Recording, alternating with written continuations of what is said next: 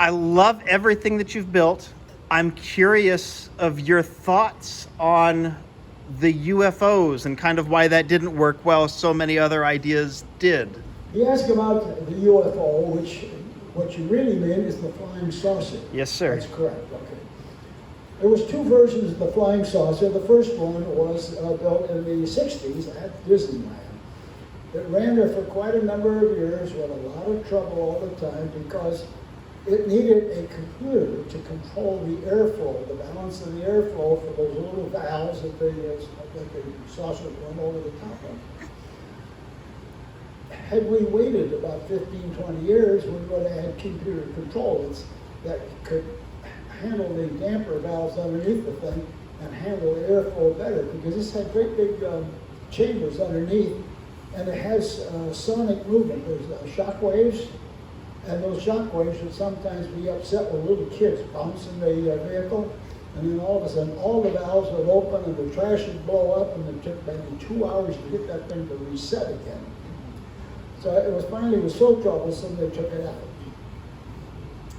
Now, you're asking about the latest one, which came and went so fast. Okay, don't tell anybody about my answer here. Yeah, because you really want to dig deep, don't you? Yes, sir. Okay. About 3 years before that new attraction, Flying Saucers, called Luigi's Tires, was added to DCA. They had a test track in Glendale on top of a building so that nobody could see it.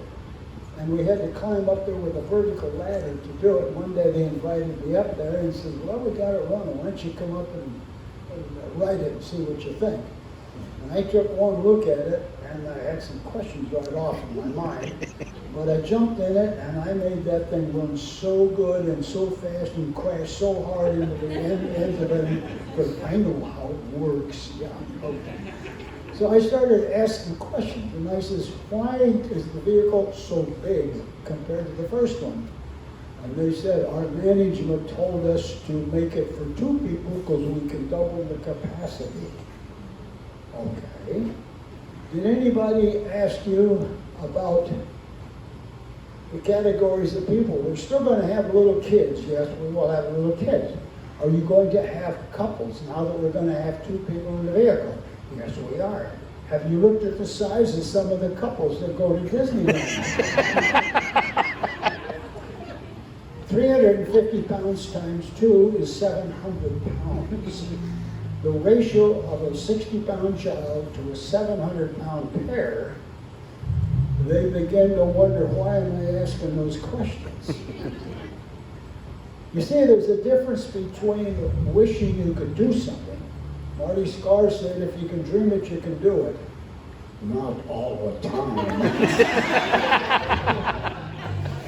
You have to deal with the gods of gravity and corrosion and physics and all that stuff, which sometimes it's kind of missed sometimes. And somebody says, we're starting this project and you are assigned and you are going to do it. But sometimes you don't get a chance to say, hey, bud, I got a question. And you try to explain about some physical realities. It might work or it might not work. The reason I'm saying that is because in Walt's day, Walt had sense enough to have a kind of a feeling for what somebody might be able to do. It was kind of an uncanny thing. He would ask people to do something they said they'd never done. Well, they're going to do it anyway because I'm asking you to do it. That means you have people with quite a bit of imagination and quite a bit of curiosity, and you'd sometimes talk about one another. Do you think that thing would work? What if we try this? What if we try that? In the more modern world, where everybody is trained and they are in different compartments of a company, let's say, it's common that you would launch a program, and it's not just Disney, it's everybody. And everybody says, well, if they're going to do it, they're going to do it, so I'll do what I'm told. And sometimes you forget to think and ask questions. You follow me? Getting the drift here? Yes, sir. Anyway, when I asked them a little bit further about this, and I said, the ratio of the weight of that vehicle, it goes up by the square in every dimension we're doing. How does the 60-pound kid tip it enough to make it move? Oh, I said, tell me about the 700 pounds or the air pressure that you're going to be using on this. That they save money by not using the valves. They were just going to have 100% loss of air. Will it lift off the ground? Ooh. They went ahead and built it. I kind of kept my tongue in my cheek for a while. Then when it opened, I went down there. Now here's another curious thing. We used to have guests would go to a park without a smartphone before it was invented. You didn't stand in a line that has a wall full of instructions how to make this ride work. No, they're chattering and they're texting right and left, paying zero attention to the ride, zero attention to the instructions how to make it work. Then when they get out there, they jump in the first car they see and it won't move because it's stuck or something. But a few smart ones like me, I pick out which car has the biggest run that I can get up to speed and hit somebody else. I run and I jump on the darn thing and we take off and I just do crashing like mad. And some people are sitting there and they all get off and they text, it don't work. Okay. Guests need to cooperate a bit with attractions. Please pay attention. We're going to have a very, very good time. You can text at any time. So what I'm trying to illustrate is there's a difference in guest behavior over a period of 60 years due to increasing technology. The reason I'm doing this a long question because you asked that.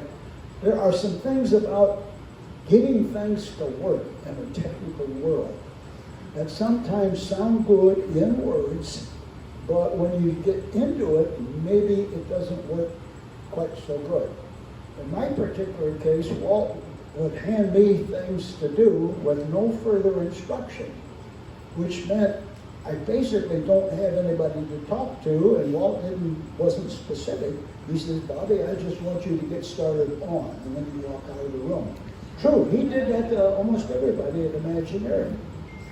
That meant you need to stop and think, how would I do this? Do you think a thing like that will work? And then you go out and a search on your own and try to find some answers, find some people who might know some things about the thing you're about to do that have never been done before. That was basically the way Imagineering worked in the Walt Disney days, and then it gradually morphed more into an organized company where you had to have licensed people to do things. And oh, by the way, the engineers that did Luigi's tires were licensed engineers. I can be smart, make a smart crack about this because I'm not an engineer and I never went to engineering school, which gave me 100% freedom to draw anything, whether it might work or not. But I would only draw something that I felt I could go all the way to opening night and not have too much of a problem. So, yes.